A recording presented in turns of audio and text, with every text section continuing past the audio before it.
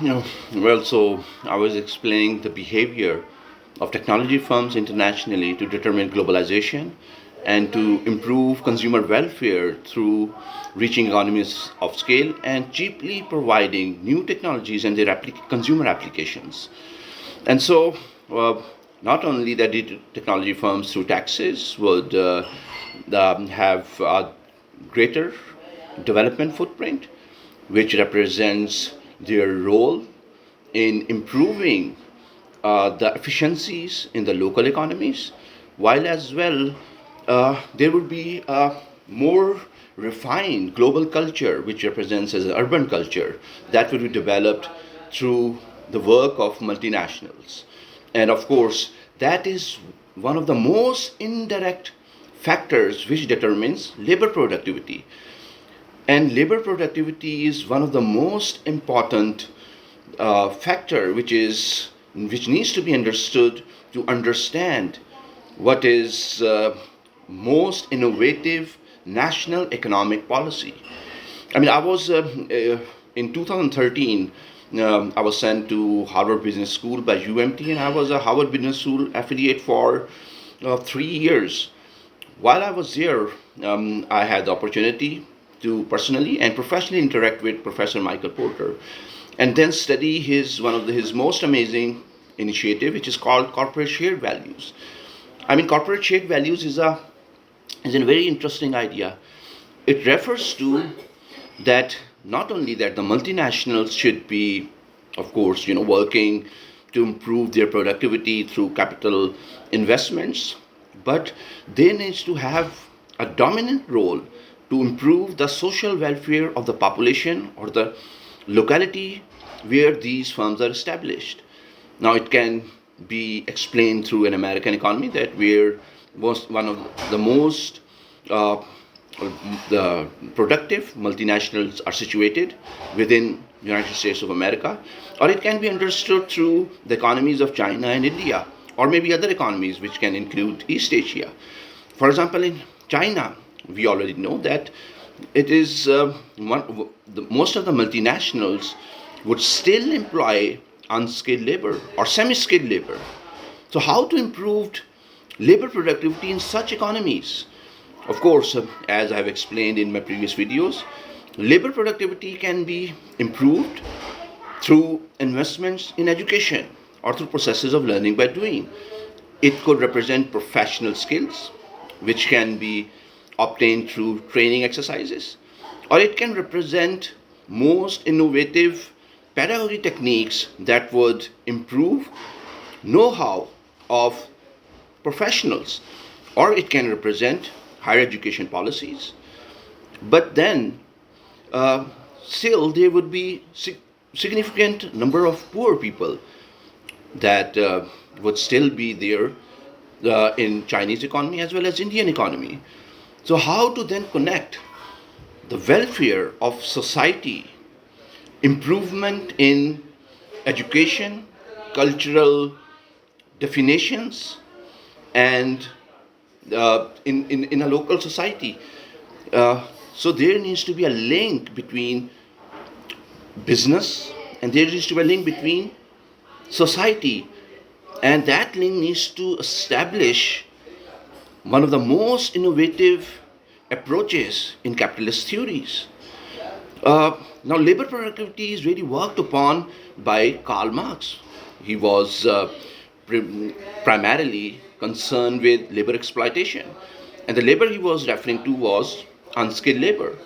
And that is still, this process of labor exploitation is still dominant in developing countries. So, labor productivity inherently can happen through business processes. That labor productivity would represent one of the most innovative definitions and approaches to capitalist thought and capitalist approach. So corporate shared values works on improving labor productivity through business processes.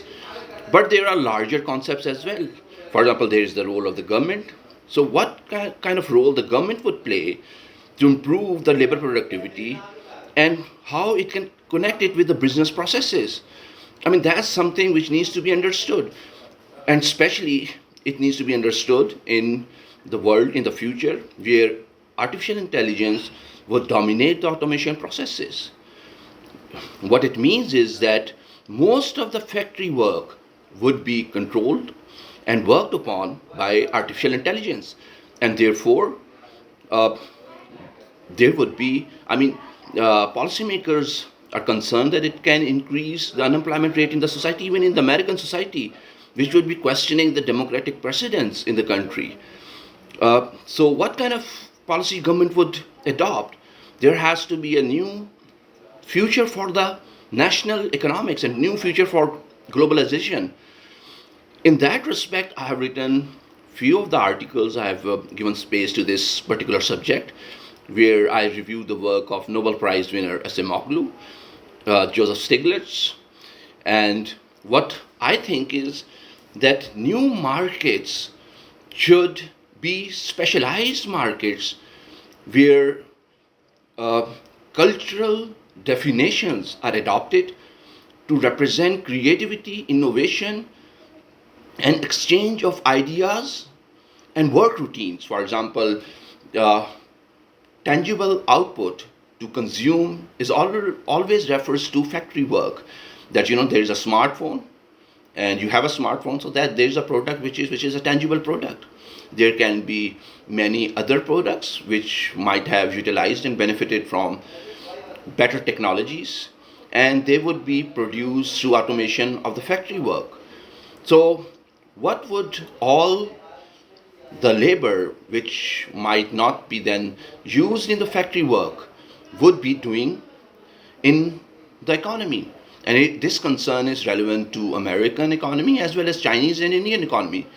Well, for example, for Chinese and Indian economy, we already know there are significant poor people who cannot find jobs, or who can only find jobs, unskilled jobs that do not pay high, and therefore one can always argue that there is some level of labor exploitation. But for a future where AI would automate most of the factory work, even in developed countries like United States of America, what kind of a definition of labor productivity that can be followed to then have a more thriving, creative, innovative, trustworthy, compassionate, and uh, ethical society? So for that, there needs to be new definitions, more humane, more socially aligned, more culturally aligned definitions of labor productivity for even skilled labor, for the labor which are highly skilled. And then it is about specialized, customer-centric uh, uh, work which needs to be established and adopted by multinationals. For example, what is a concept of a designer product? Designer product is a specialized product where each customer is given due importance, and his personal cultural preferences are being considered to produce or provide him with a certain product. It can be designer clothes, it can be designer watches, and it can represent designer smartphones. And this would happen only through better engagement of the firm with the customers. And definitely, it represents mostly elite culture, or it represents the rich customer base, and would represent far higher prices. Now imagine that to address the automation problem, which will be happening through better AI technologies, one can start having personal linkages with the customer base, and that would immensely improve technology, that would immensely improve quality, that would immensely improve the relevance of creativity and cultural definitions and diversity within the markets, and therefore confirming a society which adheres to better democratic values, which adheres to ethical representations of diverse population, and would represent secular ideals. And there would be a tangible dialogue between different segments of the population who represent different culture. And that would be so true for an American economy if such a economic policies innovation is being adopted. Then what about China or India. For China or India as well, capitalist economic wisdom is the answer. One needs to expand the markets, develop local markets through competitive analysis by the guidance of the government, which would be having a pro entrepreneurship policies. But then still, uh, with AI, there would be higher level of automation, and most probably the unskilled labor are not going to find work, uh, basic unskilled work, in those multinationals which will be using AI as the automation technologies. So, what economic policy would be representing the local populations that are poor and that are impoverished? Even for that, it seems that cultural strength, social capital, and cultural definitions of progress needs to be established, which represent the multidimensional definitions of poverty alleviation. And therefore, the rise in income, which represents income centric poverty definition, would not be that relevant. There needs to be a more tangible connection between economic activity through private sector or through government policy with local culture, and thereby a more uh, closer relationship needs to be established between large multinationals and the consumer base. And of course, AI might be very good at automation and understanding diversity, but it cannot uh, take the place of human creativity and innovation. Human intelligence, human creativity is far more imaginative, far more vast than any of the advanced artificial intelligence technologies. In that respect, once you have a more personal connection with the customers, that happens in when you understand the processes of designer products, one may then use cultural strengths, cultural definitions, and noble human values to add economic value in the society, where every participant in the society feels empowered, not only economically, but socially and culturally and ethically. And that would then address simultaneously the labor productivity part, because uh, creative people, innovative people are understood to be highly educated, which is not entirely true. Creativity can happen most tangibly if a country would be following, would be establishing citizens' rights and would be empowering citizens culturally, economically, and socially. And for that, even the poor people, who are poor because they don't have income, their incomes are less than $2 a day or $1 a day, even these groups, these local groups, can utilize creativity that represents through their cultural and indigenous value system. And then there needs to be a connection which needs to be developed between large technology firms and multinationals and the local consumer base. And through establishing more direct connections, uh, cultural definitions can then define the process of productivity both in labor and capital. So this in this future model, you can understand that the pure American capitalist model in a future AI world might not really work without having the system which should ensure labor productivity. Whereas labor productivity is an idea which really started with the work of Karl Marx.